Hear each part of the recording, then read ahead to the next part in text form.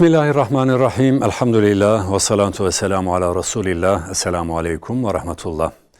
Aziz kardeşlerim, yeni bir programda yeniden birlikteyiz. Yine güzel bir çalışma takdim edeceğim bugün de. Hemen eserin künyesiyle başlayalım. Eserin adı Nebevi Ahlaktan Yansımalar. Yazarı Hüseyin Yıldız. Türü siyer. Konusu Resulullah Aleyhissalatu vesselamın yüce ahlakından kesitler. Yayın evi Semere Yayınları, basım yılı 2021. Peki bu kitap nelerden bahsediyor? Yazar Hüseyin Yıldız tarafından kaleme alınan bu çalışmada Resulullah Aleyhissalatu vesselamın her yönüyle numune olan üstün ahlakından kesitler aktarılarak onun yüce ahlakı dikkatlere sunulmaya çalışılmıştır. Resul-i Ekrem Aleyhissalatu vesselamın hayatı Kur'an-ı Kerim'in fiiliyatı aktarımı olduğundan onu kılavuz edinen ve yolundan giden müminlerin yücelmesine ve kemale ulaşmasına vesile olur. Nebevi Ahlaktan Yansımalar adlı bu eserde Resulullah Aleyhisselatü Vesselam'ın üstün şahsiyeti, Resulullah'ın yüce ahlakı, yakınlarının tanıklığı, düşmanlarının tanıklığı, doğruluk ve sadakati, kadınlara ve çocuklara muamelesi, edep ve nezaketi, adaleti, kesintisiz daveti gibi çeşitli konular ele alınmıştır. Resul-i Ekrem Aleyhisselatü Vesselam'ın yüce ahlakından kesitlerin sunulduğu bu çalışmanın amacı sadece kültür edinmek ve bilgi dağarcığını doldurmak değildir kuşkusuz. Hayat kılavuzu kabul edip bizzat onun gibi yaşama azmini ortaya koymaya vesile olmaktır. Onun baktığı yerden meselelere bakmak, olaylara onun yaklaştığı gibi yaklaşmak ve onun gibi yaşamaya çalışmaktır bu kitabın genel amacı ve maksadı. Peki bu kitap okuyucuya ne kazandırır? Buna dair de şunları söylememiz mümkün.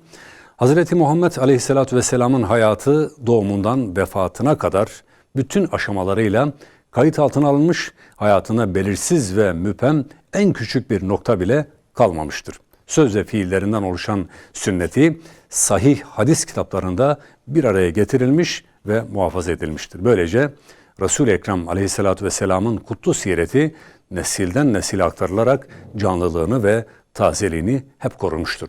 Müminlere yol göstererek önlerini aydınlatmıştır ve kıyamete kadar da öyle olacaktır biiznillah. Ahlaksızlık ve iffetsizliğin, kısaca ifsadın dalga dalga yayıldığı, tüm insanlığın büyük bir tehlikeyle karşı karşıya bulunduğu günümüzde Resul-i Ekrem Aleyhissalatu vesselam'ın hayatını, özellikle de yüce ahlakını öğrenip uygulama ve hayatı bu çerçevede şekillendirme Müslümanlar için zorunluluk halini almıştır. Zira Müslümanların büyük sıkıntılar yaşaması, müfsit kültürlerin saldırılarına maruz kalması ve ifsad ateşinin her geçen gün şiddetlenen yoğun kuşatması, Kur'an-ı Kerim'e ve Resulullah Aleyhisselatü Vesselam'ın sünnetine sıkıca sarılmayı ve hayatı onun yaşadığı şekilde yaşamayı gerekli kılmaktadır. Yeryüzünde onurluca yaşamak, temiz bir hayat sürdürmek ve ahiretlerini mamur etmek isteyenler onu yakından tanımalı ve çizgisini takip etmek için çaba göstermelidir. Hayatlarını başkalarının normlarına göre tayin edenlerin ondan nasipleri yoktur. Onun çizdiği çerçevede hareket edilmeli ve hayat bütünüyle ona yönlendirilmeli ki bereket kazansın, temizlensin ve gerçek mümin olma vasfını elde etmeye vesile olsun. Onu bizzat Allahu Teala terbiye edip kemale erdirdiğinden ona uyanın ahlakı güzelleşir, hayatı anlam kazanır ve Allah Teala'nın salih kullarının arasına girmesine vesile olur. İşte kısaca ifade etmeye çalıştığımız bu hususlardan dolayı bu güzel eseri de tüm kardeşlerimize önemli tavsiye ediyoruz.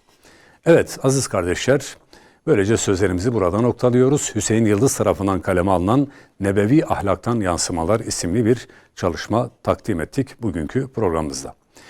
Bir başka programda yeniden karşınızda olmayı ümit ediyoruz. Esselamu Aleyküm ve Rahmetullah.